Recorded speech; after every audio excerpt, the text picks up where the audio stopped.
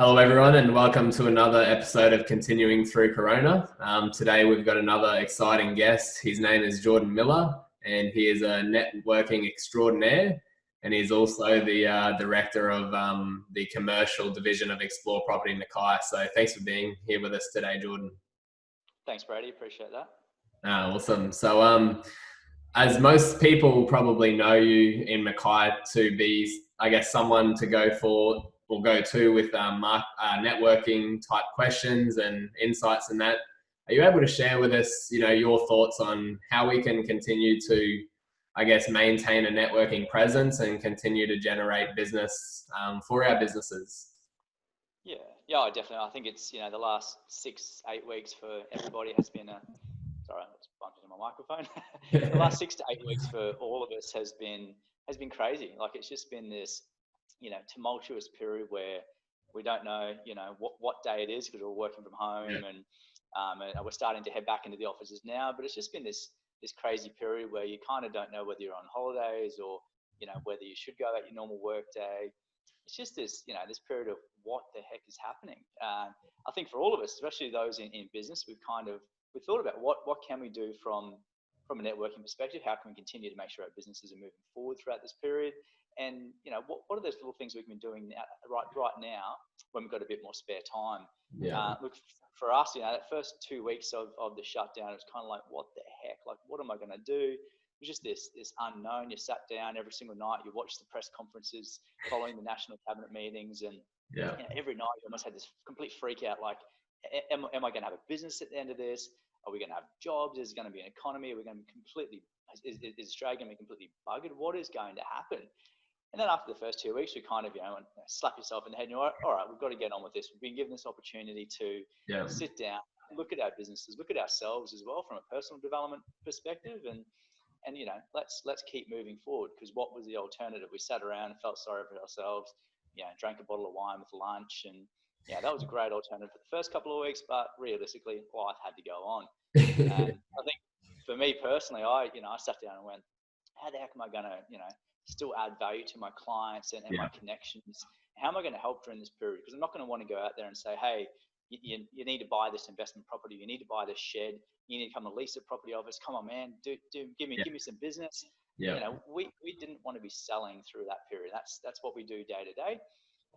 But we weren't going to push a product or ram a product down someone's throat, because at that period, they were kind of trying to work out what was going on in their business world as well. They might have lost a job, or their business might have been, struggling. So for us, we changed our tactic in how we were connecting with people, and it's similar to what we do day to day anyway. But we became a giver of information. So the big thing for us was around the commercial tenancies code, being in commercial property. A lot of tenants doing it tough, not being able to pay their rent. Businesses out there just struggling. Their cash flow disappeared, or the sales have dropped significantly, or they were shut down. So we then, we had tenants that were in a very tough position. We also had landlords that were in a very, very difficult position, where they've got a tenant that, maybe wasn't paying rent or couldn't pay rent or was struggling. So we became that, that information gatherer and then provider. So we were helping our clients, giving them information without any hint of us wanting anything in return from it. Yeah. Genuine to give and to help out. Yeah, for us, it was really just let's give the information. If it comes back down the track, happy days. But we're really just there to help people, and that provided that contact piece for us with our clients. We could connect with them. We could help them out in a period when they really needed it. Yeah. And I've seen a lot of businesses doing that really well. Like if you're in insurance or personal development, those sorts of businesses are out there. They're providing free information at a time when someone, might be going through the toughest situation of their entire business life or their career.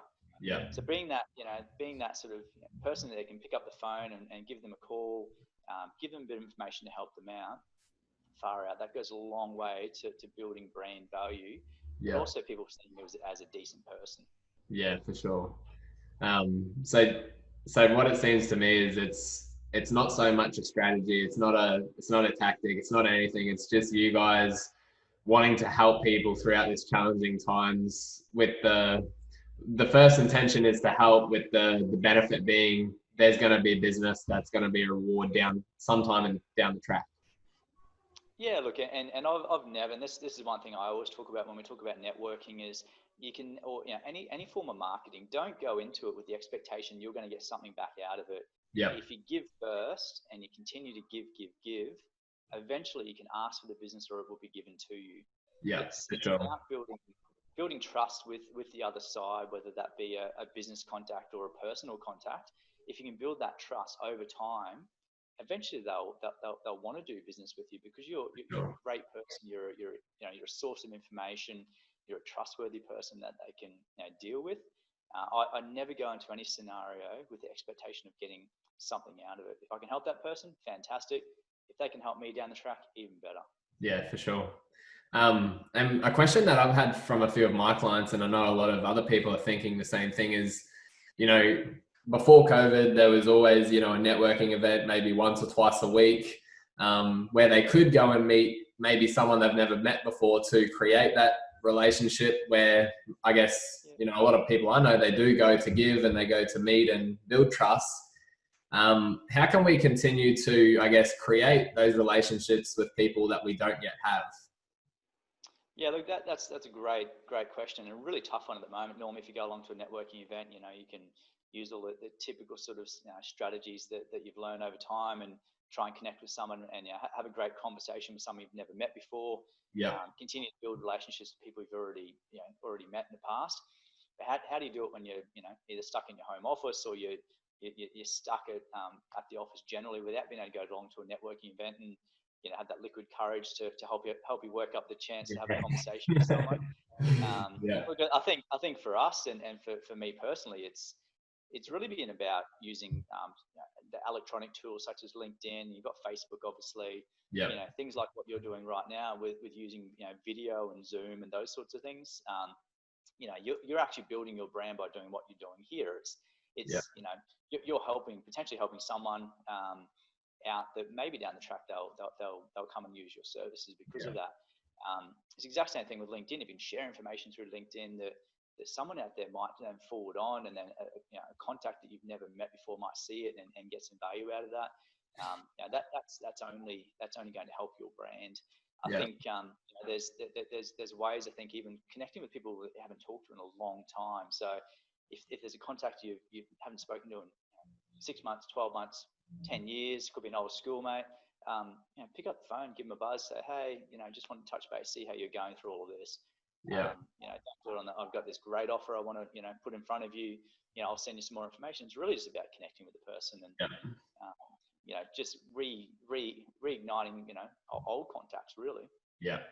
And one of the perspectives that I've found really helped myself and some of my clients is, before COVID, they would spend maybe 2 or 3 hours a week attending networking events or little coffee catch-ups or whatever. So they're spending 3 to 4 hours doing that, and they never really had the time to put content on social media and add value on that platform. And, I did notice they sort of went into their little hidey hole and, freaked out a bit. And it's like, well, now that you're not spending those 4 hours per week out about at networking events, well, maybe you can start to create some valuable content to post on things like LinkedIn and Facebook. And that's sort of what I'm hearing from what you've just said then.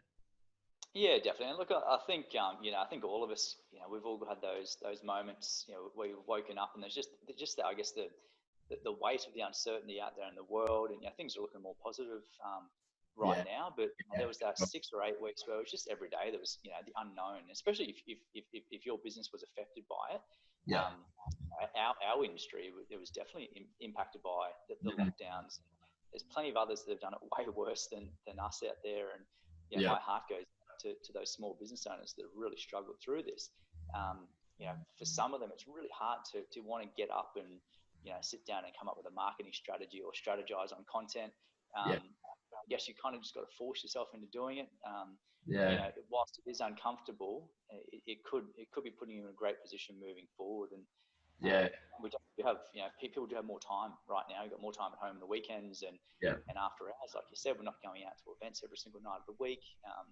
We're not having long boozy lunches or anything like that. So we've got a bit more free time up our sleeves and plenty of tools out there that people can tap into to learn how to create that content and to get it out there. And particularly if you've got a particular focus area in your business, really hone in on what it is that you do differently to the other people in your industry. What makes you unique, and how can you add that value to someone else's business or their life? Yeah, for sure. And something that I guess a lot of people know Explore Property to be is, very sort of purpose driven, as in you guys know why you exist and you know why you do what you do. So can you touch on a little bit of that to help? Because I know a lot of people, when they hear about purpose and vision and values and all that, their eyes usually roll into the back of their heads. But can you explain it from your perspective of how those pieces actually create a very strong direction, which then allows you to do what you guys do well? Yeah, look, I think from our perspective, particularly in the commercial side of the business, we want to make the journey of either leasing or buying a property easier for someone. Yeah. So if we can help with information, especially for someone, say they're a first time buyer of a commercial property or a tenant. Most people have had experience in renting or buying a house, for example, but going out and calling us up and saying, hey, I want to come and lease a commercial premises for my growing business, that's a really scary thing for a lot of people to do. And yeah, it's a big commitment. for us, it's about providing that hand that can be held throughout that journey, and little things that we're working on at the moment, from having seen difficult journeys for some of these new tenants. We're actually putting together an ebook, so it's leasing or buying your first commercial property. Yeah. So it's got a whole bunch of information in there about the legal structures you can put together and who to go and talk to, whether that be accountants or lawyers or financial planners, even just definitions on what's a net lease mean, what's a gross lease mean, because there's all these terms out there that God, like no one knows what the heck they mean other than the agents or the property owners. So it's it's trying to help people through that journey. And for us, that's really what drives any of our behaviours. When we're working on a deal or dealing with a person, we're there to help.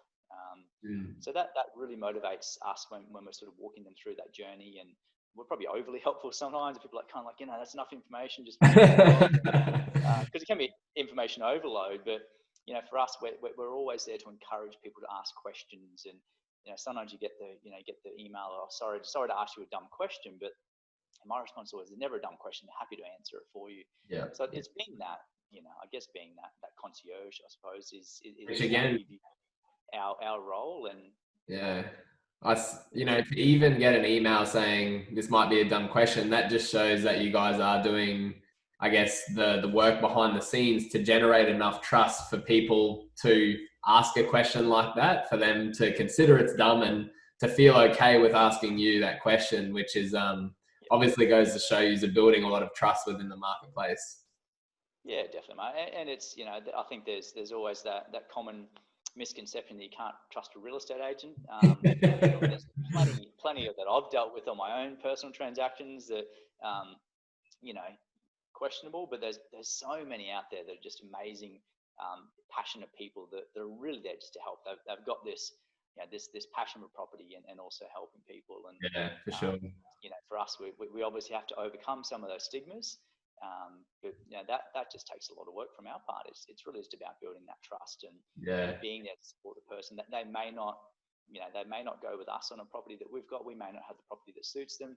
Yep. But we'll work hard to help that person and ensure that they get into the right fit, even if it's something we don't make a dollar out of. Yeah, awesome. Which sort of leads me into a couple of other questions for people, I guess, that are struggling in regards to their lease and their commercial property and whatnot. Can you just share a bit of insights around some common things that you can share to help people that might have some questions? Yeah, definitely. I think the thing that we've learned in the last 6-8 weeks is that having conversations early with your landlord, being brutally honest about the difficulties you're facing in your commercial lease, and being honest about how your business is being impacted, that's crucial. I mean, most landlords out there are happy to at least help where they can. There's definitely some landlords out there that are struggling themselves. They've got their own debt. They've got the bank knocking down the door to get their debt repayment each month. They've still got insurance, they've still got council rates, still got land tax they've got to pay. So both parties have got these struggles, but if the two parties can come together and have a conversation and just be brutally honest about what is going on in their world, for us that's where the best outcomes have been. We've had, obviously seen some tenants that they'd be happy to share financial information with the landlord. That allows the landlord to clearly identify how their business has been impacted, and where that landlord can provide relief, they're more than happy to do that to help that tenant through.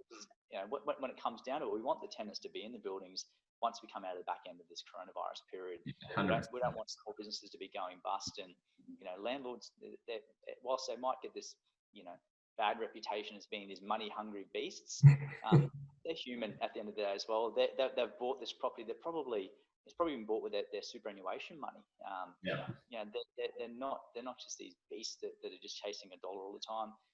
They're reasonable human beings, and every conversation we've had with the tenant, that there's been an offer from the landlord to help out, and the tenants that we've been dealing with are very, very grateful for that. Yeah, awesome. But I think the tips for me really just be honest, show your financials. That's part of the commercial tenancies code is actually being transparent with the information. And do it early. Don't wait until you got this snowball effect of rent getting out of control. As those arrears build when you're not paying the invoices, that can quickly spiral out of control. So try and get onto it early where you can. Yeah, no, that's great advice. So thanks for that. Something I'd also love to ask you, as you've been sort of managing this commercial division of the business for quite some time now, and you've obviously been in the business space for a long time. What do you think business owners should be focusing on right now? And particularly, something like this is going to happen again. It's not going to be coronavirus, but there will be another event that's going to, I guess, create a lot of challenge. Like, what are some of the things that you think we should be focusing on moving forward? Yeah, look, that's a very interesting question. I think a lot of us have gone through these, sleepless nights. This sort of feeling in your gut where you're just kind of really uneasy, especially that first 2 to 3 weeks of the lockdown. I didn't sleep. Like, it was just this weird period where you just had no idea what was going on. Like, you feel sick in the guts, thinking, well, what the hell are we going to have in 2, 3, 6 months time? That's pretty scary for an employee or a business owner to be that, I guess, scared of the unknown. And that was probably the big thing for all of us. It was just the unknown, and how long is this going to go on for? But for us, it was probably really about sitting down and looking at what we were doing well pre-corona, and what we may not have been doing so well with. There was those little areas where you were spending a lot of time, but the actual return for the business was minimal. Was that distracting you from other larger projects that you didn't get the time for? Like, talking about marketing stuff earlier, there's all these little things that kind of distract us throughout the business day. Is that really where we should be spending our time? Or should we try and carve off some of those little tasks or distractions that weren't really adding value, and focus more on these bigger project areas? That's different for every single business. Every business has got those little things that constantly chip away at them, and they spend so much time on it. But is it adding value to your business? Is it adding value to your clients? Is it distracting you from something where you can actually make a great return or a great impact?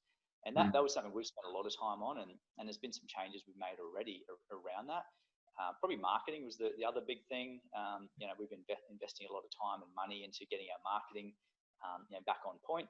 We're obviously always known to be more innovative in our marketing styles, and video. Obviously, that was a huge one for us in having to transition a lot across to video throughout the period.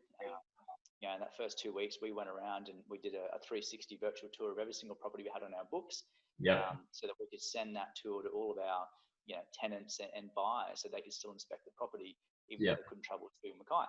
Sure. So that was one thing, a real quick change we had to make, because we were just thrown this this roadblock, and we've still got that. We can't, we've got properties in the market at the moment that we've got people in Sydney and Melbourne looking at, but they can't actually get here to look at them. So we just have to change our marketing, and that's something that will stay with us as all of the restrictions ease. We'll continue doing those 360 tours, because it's something a bit unique, and it's something that helps the client. And Yeah. Even before I came in here to chat to you, we were just working on a new CRM database that we've had set up throughout this period because we've had time. We've stopped and looked at the existing CRM that we had, and it was crap in comparison to the new one we've got. And the new one, there's an app on the phone where you can log in, and you and I could be on an inspection together, and you say, oh, hey, have you got the floor plan for number 1 Smith Street? I need the rates notice, and I can jump onto that now with an automated email template, send it off to you with all the attachments on a link, so you can jump on when you get a chance and you can download it. Yeah. Photos and everything on this app on the phone, and we had the time to think about what was working and what wasn't. So that's been a few good changes for us.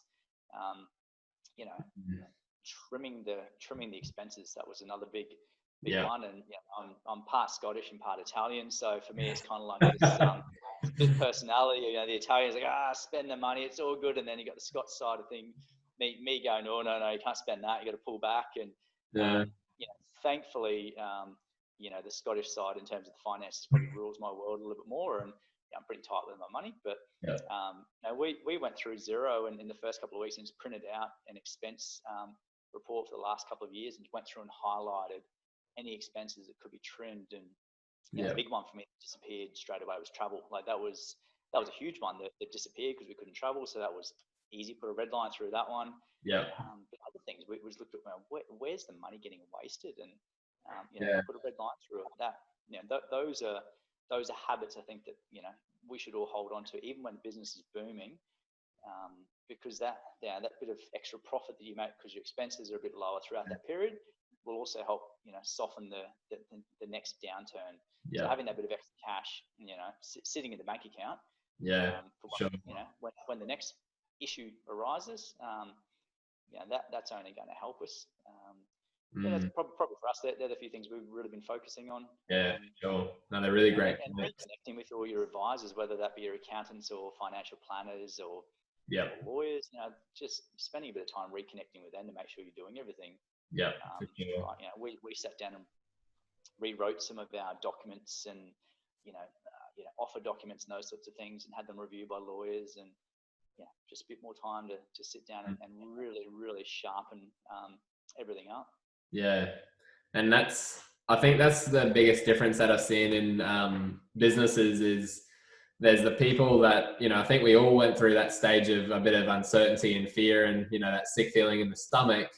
But I think the people that are really going to, I guess, continue to progress quite well throughout this time is the people that are, doing, as you said, looking at the expenses, cutting out anything that doesn't need, looking at ways to improve, looking at how we can change our marketing message based on the current time and the current circumstances that we're in. And really, instead of focusing on, what has happened, focusing on where we are and where we're heading now, that we're here. Spot on, yeah.